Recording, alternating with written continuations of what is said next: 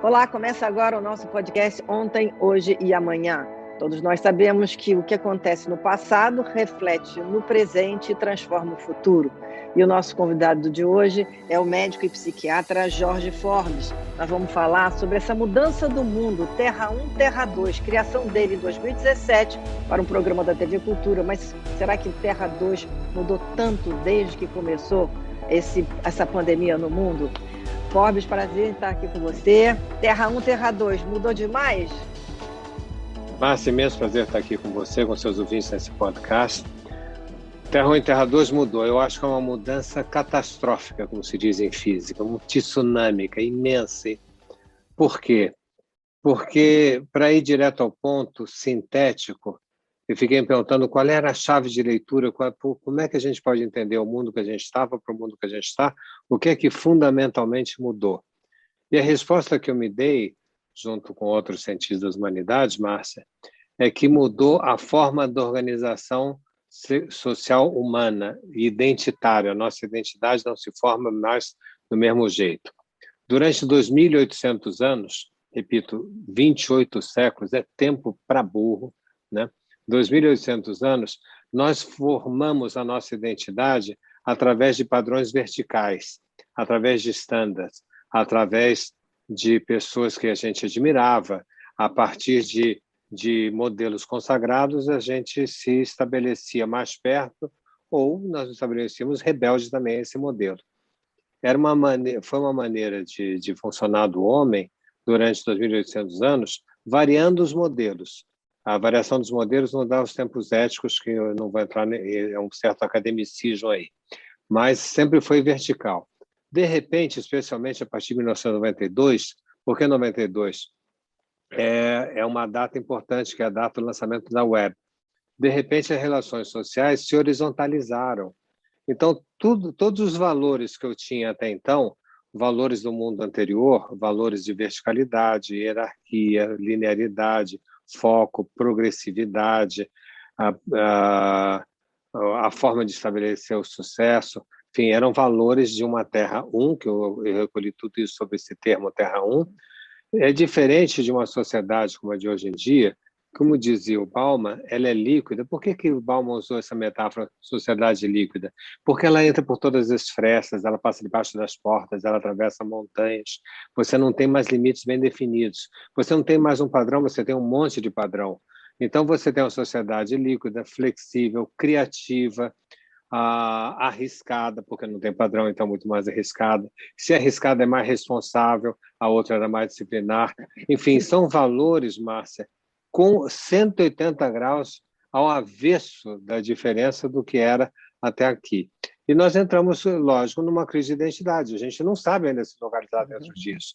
E isso faz com que a gente tenha, primeiro, crise de ansiedade, segundo, crise de estresse, de propósito, estou falando progressivamente, ansiedade, estresse e depressão. Temos uma depressão generalizada nesse momento. Então, Márcia, espero ter te respondido. Acho que a grande diferença é que mudamos de um mundo vertical para um mundo horizontal.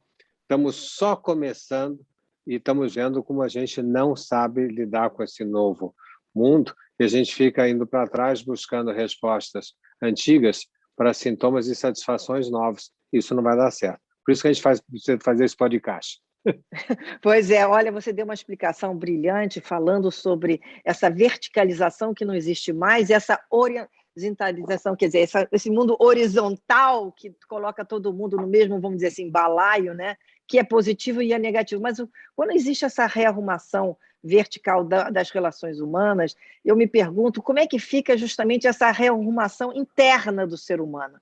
Porque ele, nesse momento, ele fica cheio de perguntas e sem ter as respostas que poderiam dar um certo conforto para dizer, não, a caminhada é essa mesma, você está trilhando o momento. Você, como psiquiatra e psicanalista, eu posso imaginar o quanto você está vendo dessa maneira, vamos dizer assim, meio perdida das pessoas nessa transformação, principalmente nesse mundo da pandemia que ainda a gente está vivendo, né?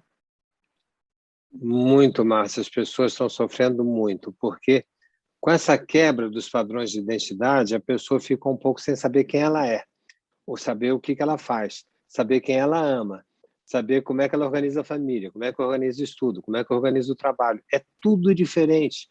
Até para nascer e morrer virou cardápio, né, Márcia? Quer dizer, você quer ter um filho como? Olhos azuis, verdes, quer ter um filho vindo bem, quer ter um filho surdo, mudo, atlético, intelectual. E a morte virou cardápio também. Eutanásia, distanásia, ortotanásia, suicídio assistido. Então, de repente, a gente não tem a menor ideia como viver nesse mundo. O que acontece com a gente e de que maneira a gente pode tratar isso? Acontece com a gente que, no primeiro momento, você tem uma ansiedade. Uma ansiedade é um medo frente a algo desconhecido, que você não sabe o que é, então você começa a ficar no estado de alerta. Esse estado de alerta, quando aumentado, vira estresse. Então, toda a sua produção hormonal vira no sentido de você ficar atento de alguma coisa possa lhe ocorrer. Aí isso começa a levar uma fadiga à pessoa, a pessoa, no terceiro momento, diminui esse estado de alerta por cansaço, por desistência, e se encolhe sobre si mesmo, e chega no terceiro nível, que é a depressão. E muita gente já está, nesse momento, nesse terceiro nível de depressão. Adianta tomar antidepressivo? Para certos casos, de certa maneira, sim. Mas é o que vai resolver? Não, não é o que vai resolver. Em última instância, não é o que vai resolver, porque não é que, de repente, a serotonina resolveu dar o ar da sua graça, né? E agora todos nós temos que tomar inibidores da serotonina, inibidores da recaptação da serotonina cerebral para ficarmos alegres, contentes e felizes.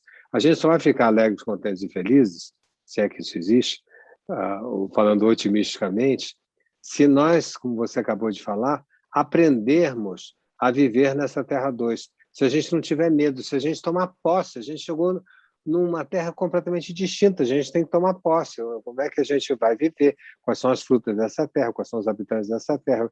É tudo totalmente diferente. E aí a imprensa, Márcia, tem uma função fundamental. Eu brinquei na primeira resposta que é importante fazer podcast como esse que você está fazendo, mas não é brincadeira, não. É fundamental que a gente faça isso. É fundamental que a pessoa que está nos ouvindo nesse momento comparta, discute, fique pensando. Ela pode estar no carro, ela pode estar em casa, que ela pensa, que ela discuta, que ela diga: será que eu concordo, será que eu não concordo? Como é que é isso? É verdade, puxa, eu estou achando que meu filho não é como eu, porque eu peguei bandeira de luta, agora ele vai para a rua, ele não sabe nem direito qual é a bandeira de luta.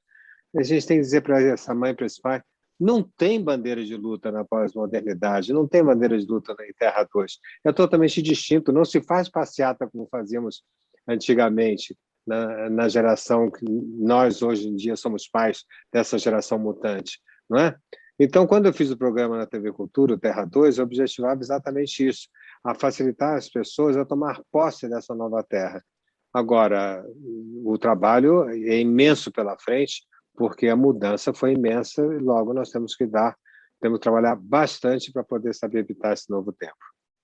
Pois é, e eu estava pensando aqui, estava ouvindo você falar, existe também, vamos dizer assim, geracionalmente, vamos dizer, estados, né? Por exemplo, quem está numa faixa que já construiu a vida, que já casou, teve filhos, ou não casou, mas teve a sua profissão, está num momento já de, vamos dizer assim, de recolher já os seus frutos daquela vida. Mas quem está na ascensão, quem está querendo construir ainda o seu padrão de vida, sentiu com a pandemia a vida interrompida. Eu não estou nem falando dos jovens e das crianças que tiveram que ter uma vida completamente diferente, que é estudando em casa, sendo educado pela inteligência artificial, na verdade. Eu estou falando daqueles que estão na faixa dos 20 e muitos, 30 e muito, 40, que muitos tiveram a sua vida interrompida. Então, eu fico imaginando que essa situação de Terra 2 é muito diferente para cada geração. E eu queria a sua observação como psiquiatra. O que você está vendo dessas gerações, né, vamos colocar assim, em relação a esse momento?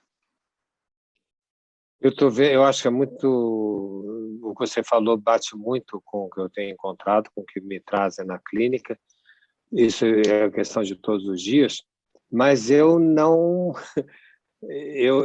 diria tanto que isso funciona só para o pessoal dos 30 anos de idade, não.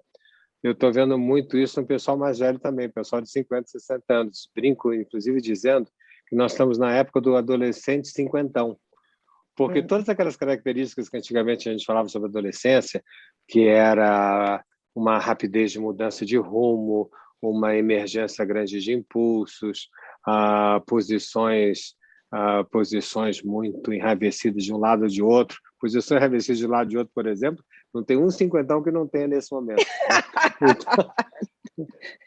É um mundo polarizado. É um mundo polarizado.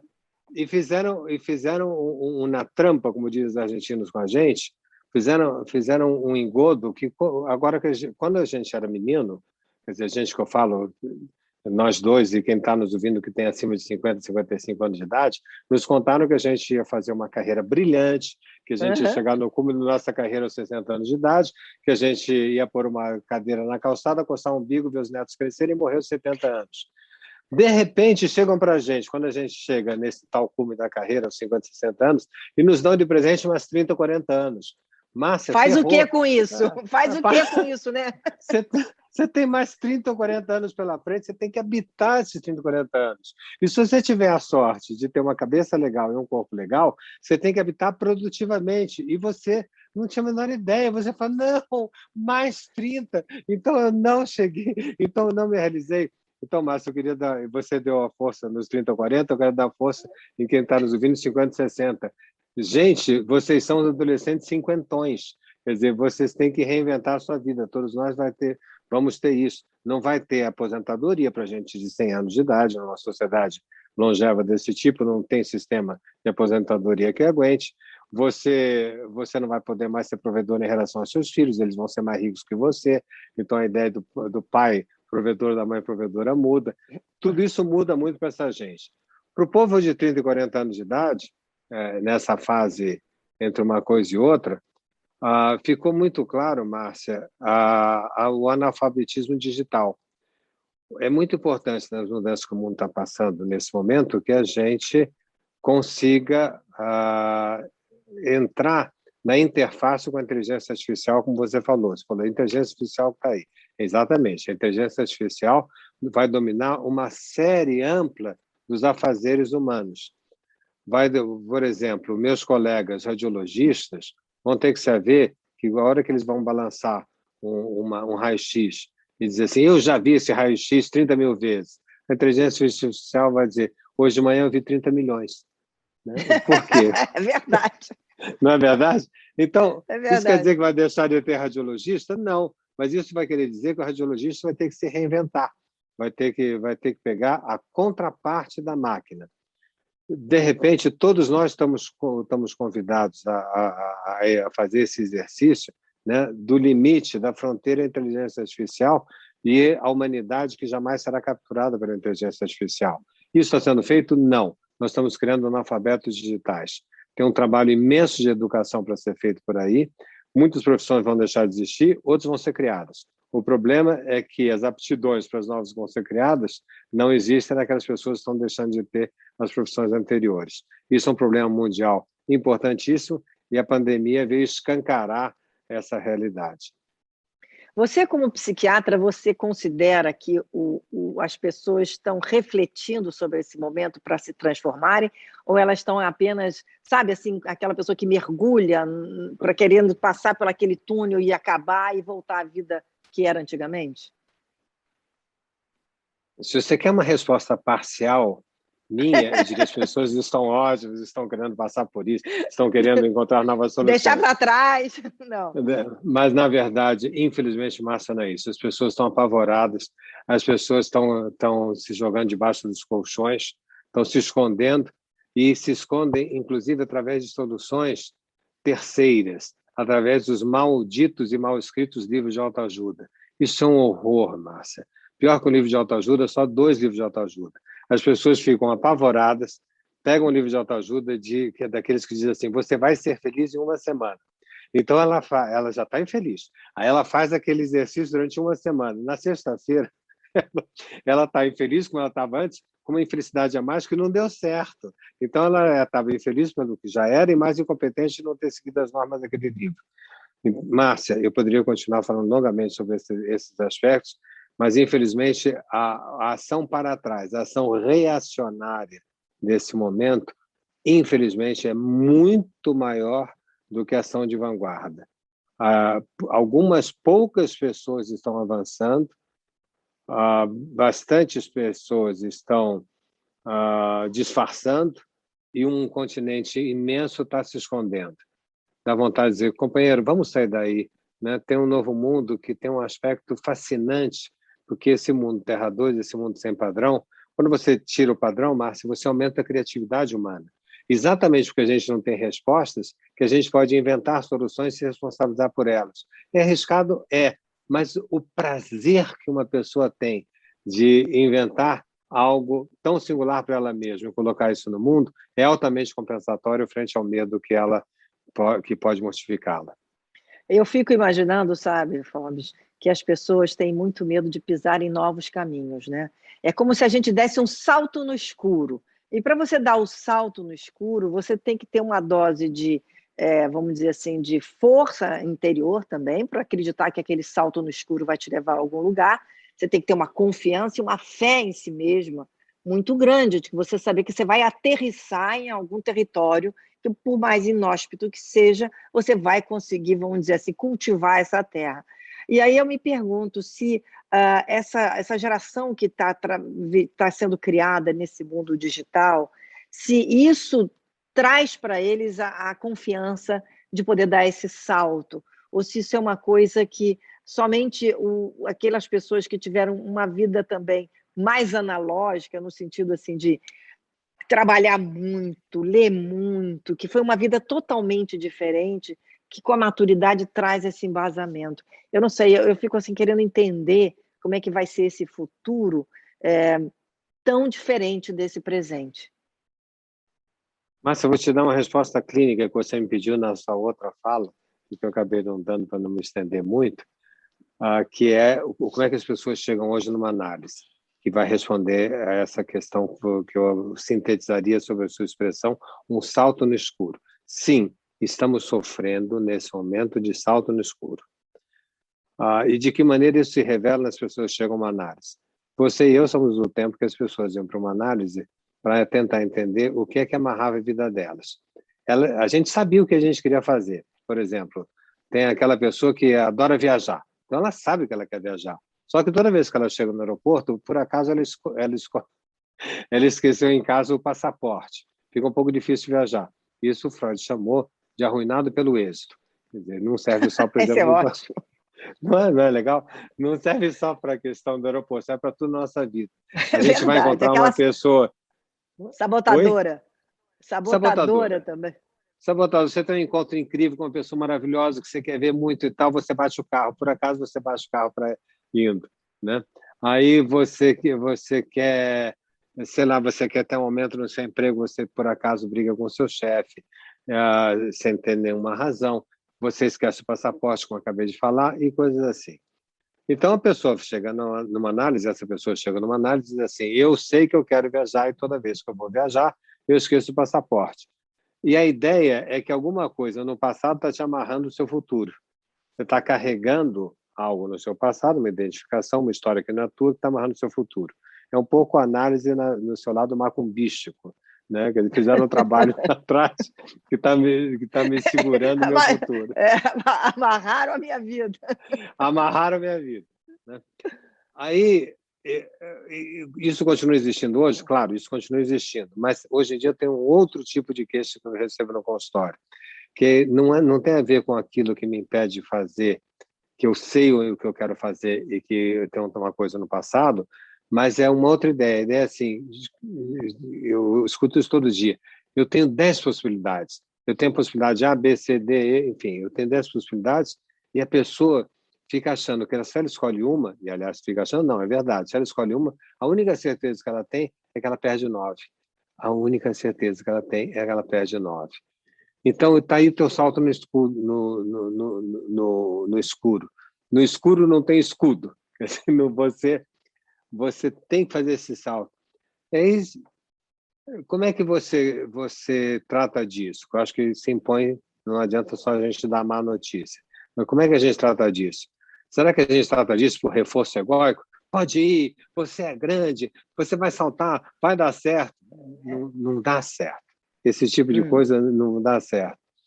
Você tem que viver algo, sabe, Márcia, que eu pus num livro meu, chamado Você Quer o que Deseja, O primeiro capítulo chama-se Baço de Queixo. E eu relato uma experiência que eu vivi na minha análise, e todo mundo viveu isso na sua análise. Existe um momento na nossa análise que a gente descobre assim, eu não tenho mais para quem endereçar minha queixa. Todo mundo tem queixa. Você tem queixa, eu tenho queixa, quem está nos ouvindo tem queixa. E tudo que a gente quer é um bispo. Você lembra da expressão da nossa infância? Vai se queixar para o bispo? A gente tinha, né? A gente sempre tinha um bispo para se queixar e imaginar que se o bispo quisesse, a gente ficaria maravilhoso porque nossas queixas terminariam. A mesma coisa a gente faz com o analista. A gente acha que o analista vai resolver as nossas queixas todas. O duro na análise, Márcia, é quando você chega a um certo momento e você tem que desistir da expectativa de que alguém vá poder ouvir e resolver sua queixa. Onde você fica sozinho com a sua queixa. Assim, não deu certo. É um momento crucial, é um momento de passagem muito importante numa análise, onde você desiste, você tem a certeza absoluta daquela desistência. Então, você dá o salto no escuro, não porque você é maravilhoso, potente, legal, porque você está cheio de reafirmações, é porque não tem outro jeito, Márcia. É porque o oposto de dar o salto no escuro é o reacionarismo, é o empobrecimento da vida, é a repetição do mesmo, é o congelamento das atitudes, é tudo de ruim. E aí você não tem outra forma, e aí você vai. Com medo? Sim, com medo. Mas com medo propiciatório. Uma última palavrinha sobre isso. Quer dizer, eu acho que todo mundo tem que entender que a angústia é igual ao colesterol. Você vai no médico ver o seu colesterol, ele vai te explicar que não se trata de você não ter colesterol. Você tem colesterol bom ou colesterol ruim. Angústia também. Né? Você chega no consultório do analista cheio de angústia ruim, cheio de angústia inibitória. E você tem que fazer um trabalho que a psicanálise faz, esse trabalho, se dedica a fazer esse trabalho, né, da modificação desse medo terrível do salto no escuro, retomando o que você falou, para poder dar esse salto, com medo sim, mas com entusiasmo maior que o medo. Olha, eu adorei a sua resposta, porque eu acho que esse momento crucial que você falou da pessoa entender que ela tem que largar das correntes, porque eu sempre acho que quem fica carregando o passado nas costas dessa maneira pesada, jogando, vamos dizer assim, a culpa, né? A culpa de alguém, que essa questão da culpa está sempre presente na sociedade ocidental, judaico-cristã, tem sempre essa questão da culpa, que essa culpa é que nos faz segurar as correntes. Então, eu acho que na hora que a gente entende que tem que largar as correntes para ser feliz, no sentido amplo da liberdade, é que a gente consegue viver melhor. Mas até chegar a esse ponto, eu acredito que a gente tem que entrar no fundo do poço. Eu queria saber se você vê dessa forma, que a pessoa primeiro tem que descer para poder depois subir ou não. Eu não sei se tem, eu sei que desce, eu sei que isso ocorre com muita frequência, mas não é uma recomendação. Quer dizer, eu não recomendaria para ninguém dizer assim, você tem que sofrer para um dia você ficar melhor. O Freud dizia que tem coisas que a gente entende antes, outras durante, outras só depois.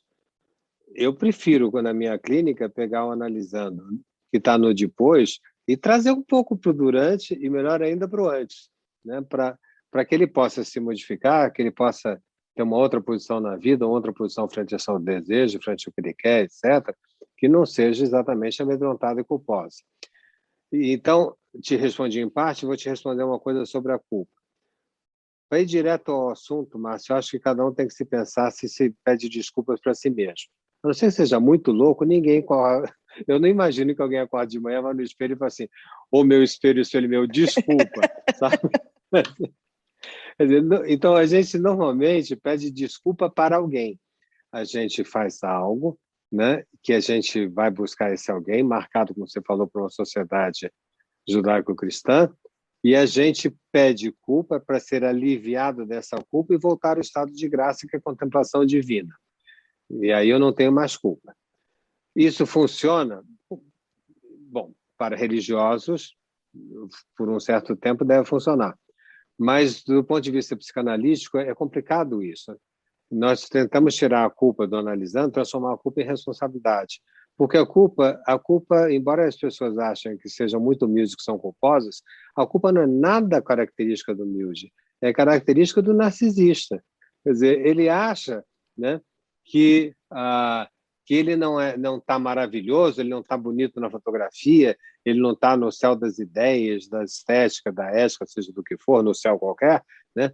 Ele acha que ele deveria estar, e se não está, é porque ele fez algum pecado, ele está em culpa. Não, ele não está porque ele não tem que estar mesmo, porque o mundo é incompleto, porque a felicidade é passageira, é circunstancial, é um trabalho cotidiano, porque a vida não tem piloto automático, você tem que corrigir o GPS a cada minuto, não é? Então, a culpa é um elemento muito, muito, muito, muito narcisista, né? E como qualquer elemento narcisista, é impeditivo da fruição do desejo numa pessoa, né? E a gente tenta transformar a culpa em responsabilidade. Eu sempre acredito que quem tem a culpa, que joga a culpa no outro, que sempre arranja um culpado, é uma pessoa que não assume responsabilidade, né? Eu não gosto da Penso palavra com culpa. você. Eu gosto da palavra responsável. Todo mundo é responsável pela sua própria vida, porque ela criou a sua própria vida, né? Então, não dá para jogar tudo em cima do outro, né? Inclusive, esse negócio de responsabilidade é uma coisa tão séria. Eu escrevi um livro chamado Inconsciente e Responsabilidade. Uhum. Veja, isso normalmente seriam palavras que se excluem, né? Mas exatamente porque se excluíam que eu escrevi esse livro para incluir, que a pessoa é responsável até pelo acaso e pela surpresa. Porque as pessoas diziam para mim, só se foi meu inconsciente. Parecia carteirinha de agente 007. Você pode fazer tudo porque só se foi inconsciente. Inconsciente de quem? Sabe? É da própria pessoa, né? É da própria Parece pessoa. que é uma entidade solta no espaço. E eu acho muito importante a gente lembrar que eu não estou dizendo que a gente tem que ser penalizado por tudo. Eu quero diferenciar penalização de responsabilidade. Mas responsável somos. Inclusive, pelo acaso, como falei agora há pouco, e é fácil, eu dou um exemplo nesse livro sobre isso. Se você está num carro dirigindo, você atravessa uma mancha de óleo, vai num ponto de ônibus e acidenta 10 pessoas, ok que você não tem que ser penalizado porque você não quis fazer isso, você não quis atropelar aquelas 10 pessoas que o seu carro acabou atropelando. Mas a pergunta é, você é o mesmo antes e depois? Se for, então você está bem malzinho da vida. É claro que você não é o mesmo antes e depois. Mesmo não tendo a tal da culpa, você não é o mesmo antes e depois. Aconteceu algo na sua vida que te marcou. Isso te marca e você vai ter que responder sobre essa marca. Não indo para a prisão, não. Você vai ter que responder isso. Você vai incluir nas suas marcas de vida. Como diria Chico, nas suas marcas das lutas contra o rei. Isso tem que estar presente na sua vida. Então, é muito importante que a gente se lembre que a gente é responsável pelos nossos encontros, pelos nossos acasos, também somos responsáveis. Jorge, falando sobre a palavra que mais a gente ouve hoje em dia, que é o propósito, né? Que todo mundo tem que ter um propósito na vida, né? Não é? Mas não é isso. E a gente tem que ter um propósito, ou a gente tem que viver sem propósito, ou o propósito chega sem que a gente entenda que ele é propósito. O ser humano tem que ter propósito?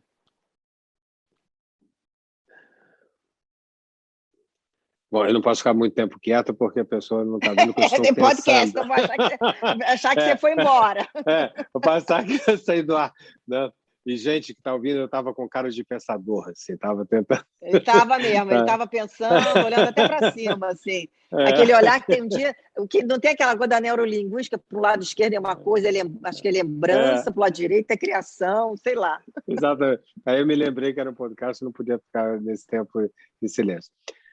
Eu acho assim, eu detesto palavras de época, o propósito é uma delas, então a priori eu tenho uma certa dificuldade que quando a palavra passa a ser padronizada da forma que foi, eu tenho uma certa antipatia e eu acho que a gente tem que se reperguntar. Te responderia de uma maneira mais filosófica da seguinte maneira. Nós não temos como viver sem propósito, porque nós criamos propósitos a cada momento. Mas o mundo de hoje pede flexibilização importante em relação aos propósitos. Então, que ninguém tenha vergonha de se achar volúvel caso o seu propósito mude a cada semana, a cada mês, a cada semana, a cada dia ou até a cada hora. Então, se deixar esse propósito flexibilizado para que ele te seja um guia, mas não te seja uma prisão, eu acho que está tudo certo. E acrescentaria uma reflexão que vem da filosofia, que é a de dizer que o ontem e o amanhã são paixões tristes. O ontem, porque você está no passado, você está negando o presente e você está no passado, né? É a lembrança do passado. E o amanhã, porque você nega o presente na esperança do futuro. E eu acho sempre bom cada um se lembrar que o ontem não é mais e o futuro não é ainda. Repito, ontem não é mais, eu acho linda essa frase, não é minha não. Ontem não é mais e o amanhã não é ainda, né? Então, tentaria agora encaixar o propósito nessa perspectiva, que o ontem não é mais, o amanhã não é ainda, e que o presente tem que ser estendido e que você será só eterno se o seu presente for estendido. Quer dizer, carpe diem, né? Viva o presente, É a né? Com base, toda a intensidade. é a base do carpe diem. Tá na base, exatamente. Você falou tudo. Tá na base do carpe diem. E é muito aqui o tema do nosso podcast, né? Porque eu acho que a vida é uma sequência de fatos, né? O passado chega no presente, né? E se você não viver o Sim. presente, como é que você vai fazer o seu futuro, né? Eu acho que é Você vai o amarrar nosso... até o futuro. Você vai amarrar teu futuro. Olha, quero muito agradecer o Forbes pelo nosso podcast. Adorei, acho que você deu conceitos assim, importantes para serem refletidos por quem está nos ouvindo. E espero que a gente possa voltar e falar sobre você também aquela questão do desejo, que eu acho que seria um assunto muito legal também para a gente falar sobre o seu livro Amanhã, sobre o se você desejo. quiser. O maior prazer. Ai, que ótimo! Eu queria Muito te agradecer muito, Márcia, você, esse papo foi formidável, né? E eu tinha mais uma coisinha para falar, mas não vou falar, não. Vou deixar para... Não, fala, pode falar. Que Me você fugiu. gostaria de falar? Aliás, essa questão da memória está sendo uma coisa complicada. Às vezes a gente pensa um negócio, Uma coisa o pensamento complicada. passa com uma rapidez da cabeça, não? Ô, Jorge, adorei o nosso podcast. Acho que você deu conceitos incríveis aqui para a gente pensar e refletir. E eu queria que você deixasse aqui um pensamento para quem nos escutou até agora. Vou deixar um pensamento só, Márcia, que toda vez que eu falo, eu sempre me lembro disso. Eu acho que a gente não deve ter na nossa intenção de fazer esse podcast resolver todos os problemas do mundo. Longe disso. Eu acho que o que a gente ambiciona é melhorar a qualidade das nossas dúvidas. Se nesse tempo que nós tivemos agora aqui, no seu podcast, nós conseguimos fazer isso, melhorar um pouco a qualidade das dúvidas, nós fizemos um trabalho legal. E acho, modéstia à parte por você e por mim, que um pouquinho a gente conseguiu fazer isso. Eu também concordo, Jorge. Eu adorei o nosso podcast. Para mim, fiquei com uma qualidade de dúvidas muito melhor depois do nosso podcast. Então, tenho certeza que quem nos escutou também. Foi maravilha, te agradeço muito. E vamos voltar, então, com outros podcasts, hein? Vamos conversar mais sobre a questão do desejo, coisas assim, tá bom? Vamos lá. Muitíssimo obrigado. Até a próxima. Até a próxima, Jorge.